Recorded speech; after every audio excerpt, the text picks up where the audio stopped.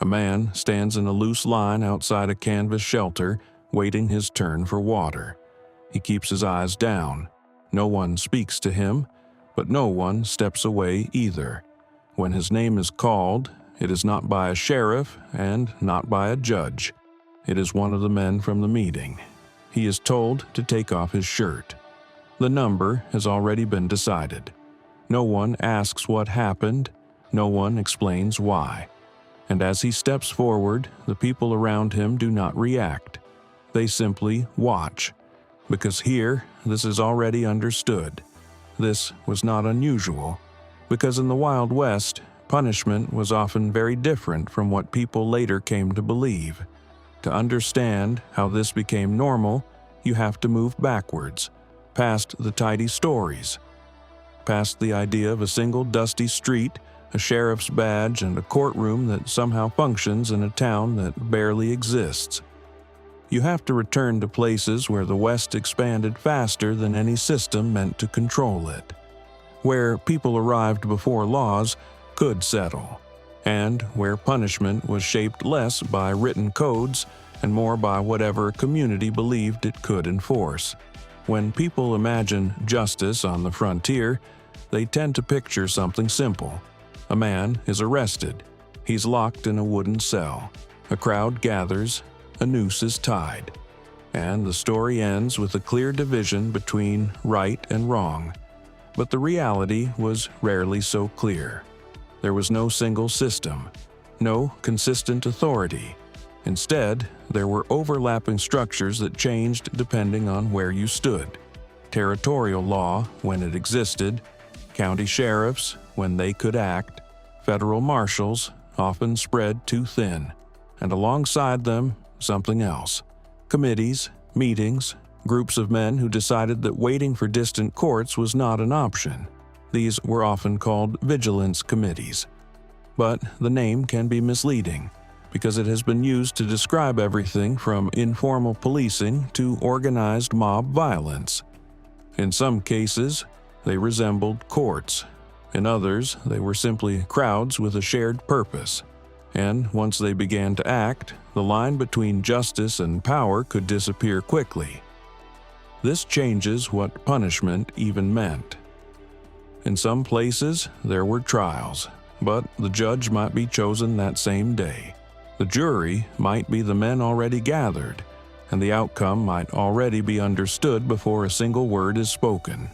In other cases, the process itself was mostly symbolic, a way to make a decision feel legitimate, even when it had already been made.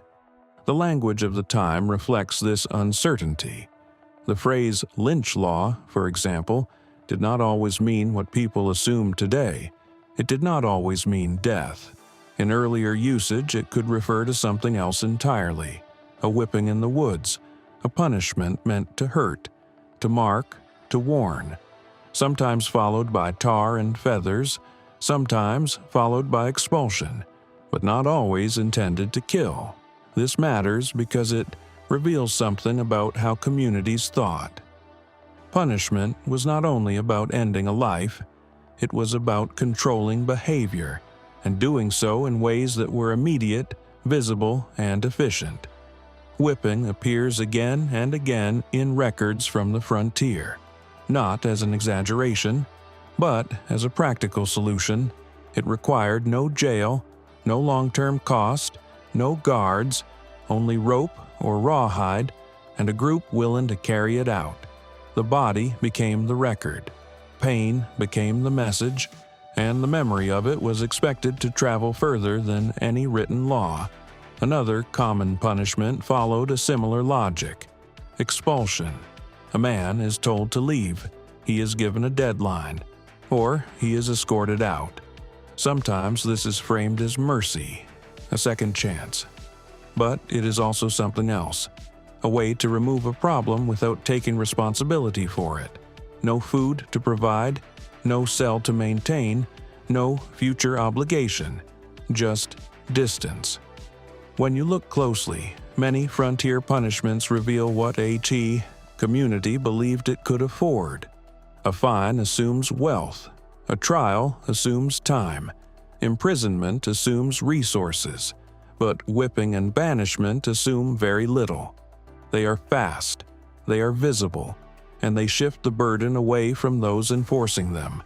This becomes even more complex in places where populations surged quickly, especially during the gold rush, where towns formed almost overnight and where people arrived from different countries speaking different languages with no shared expectation of law. In these environments, punishment could take on another role, not just enforcing rules, but defining who belonged. There are accounts from this period that describe punishment as something public. Crowds gathering not just to witness but to participate. Bodies being injured in ways that made a statement, not only about crime, but about power, who held it, and who did not. Some records suggest that violence against certain groups was not only tolerated but performed, as a way to reinforce hierarchy, a warning that extended beyond the individual being punished. In these moments, punishment becomes something else entirely, not simply justice, but a language, a way for a community to express control. One preserved account from the gold rush period describes a confrontation that escalated into something resembling a trial. Miners gathered, declared themselves a court, issued sentences, and carried them out. The punishments were not uniform. Some were shot, others were mutilated, ears cut away, others whipped. The structure of the event is as important as the violence itself. There is an attempt to make it appear ordered, deliberate, even as it is driven by anger, fear, and momentum. This is one of the details often left out of later portrayals, not the violence itself, but the way it is organized, the way ordinary people construct temporary authority, and then use it. In some cases, these systems became more structured over time, especially in larger settlements, places that had officials, courts, jails, but even there, the presence of formal authority did not always prevent extralegal punishment. If anything, it sometimes coexisted with it. When people believed official systems were too slow or too corrupt or unable to act, they turned to alternatives, and those alternatives could become highly organized. In San Francisco during the early 1850s, a Vigilance Committee operated with a level of coordination that resembled a parallel government. It arrested suspects, conducted proceedings, and issued punishments that ranged from execution to whipping to forced removal. In one instance, a sentence was put before a crowd. Approval was given, and the punishment was carried out immediately. There was no delay, no appeal, no separation between decision and action. This immediacy was part of its appeal and part of its danger. Because once a system like this gains momentum, it can begin to expand beyond crime, beyond necessity, into something else. By the middle of that decade, similar movements had begun to influence politics directly. Prisoners were taken from official custody, punishments carried out without public trials, arrests and banishments issued by groups that no longer recognized formal authority. In some interpretations, this was not simply law enforcement, but a transfer of power, a moment where control shifted from institutions to organized groups. This is where the familiar image of the frontier begins to break down, because instead of isolated acts of violence, you see something broader: punishment as administration, as policy, as a tool for shaping a community. And yet, at the same time, another version of the West was emerging, one that looked more structured, more permanent: the prison. Unlike the improvised punishments of earlier periods, prisons represented something else: an attempt to create lasting systems, to hold people for extended periods, to impose discipline over time, rather than in a single moment. But these institutions were not necessarily more humane. In some cases, they introduce their own forms of brutality. Yuma Territorial Prison is one example. Built in the late 19th century, it stood above the Colorado River, isolated by geography and environment. The first prisoners helped construct it, a detail that captures something essential about the period. Systems were often built by the very people they would later contain. Conditions inside could be severe: heat that was difficult to escape, overcrowding, cells holding far more people than intended, punishments that included isolation in dark, confined spaces, restraints that limited movement for extended periods. This was not the brief confinement often shown in films, not a single night behind bars before escape or release. It was sustained, repetitive, designed to wear people down, and for some, it lasted until death. The existence of these institutions complicates the story further, because it shows that the frontier did not remain static. Improvised systems did not simply vanish. They existed alongside emerging structures, each shaped by the same limitations: distance, resources, control. So when people ask what made punishment in the Wild West brutal, the answer is not singular. It depends on where you look and when. There was the brutality of the crowd, fast, visible, uncertain. There was the brutality of exclusion, removal without recourse, and there was the brutality of confinement, slow, persistent, often hidden. Even now, historians do not agree on how to interpret all of this, not because the events did not happen, but because the meaning is harder to fix. In some cases, vigilante action is described as necessary, a response to real threats. In others, it is seen as a warning, an example of how easily violence can be justified. There are even instances where the same event is understood in completely different ways. One account describes a group responding to a violent gang. Another suggests the wrong people were punished. The record holds both versions, without resolving them.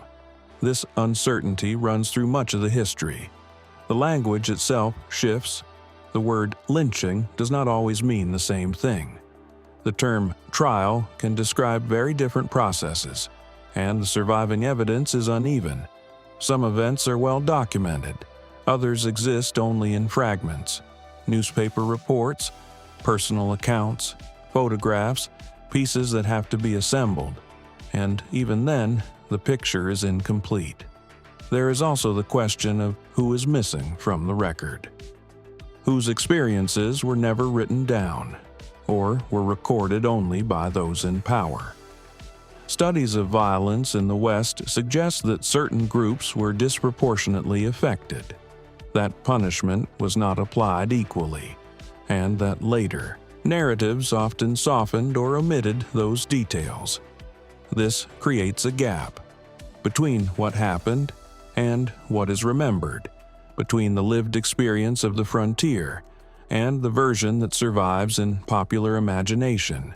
If you return, finally, to that quiet line outside the canvas shelter, one detail becomes difficult to ignore: the calm, the absence of hesitation, the way people accept what is about to happen.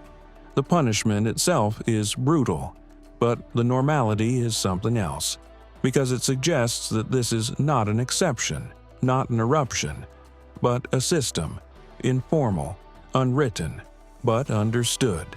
The Wild West is often described as a place where order eventually arrived, where chaos gave way to civilization. But the reality appears more complicated, because in many cases, order and brutality developed together, not in sequence, but side by side. Committees enforcing decisions, crowds delivering punishment, institutions imposing discipline, each one shaping the other, and each one leaving behind only part of the story. What remains is not a single, clear narrative, but a collection of fragments, some detailed, some uncertain, all pointing to a frontier where punishment was not fixed, not consistent, and not always what it appeared to be. And perhaps that is why so much of it is left out, because it does not fit easily into a simple story. It resists clean endings. It complicates the idea of justice, and it leaves behind a quieter, more unsettling understanding. That in the absence of certainty, people did not always wait for law to arrive. They created something in its place, and lived with what followed.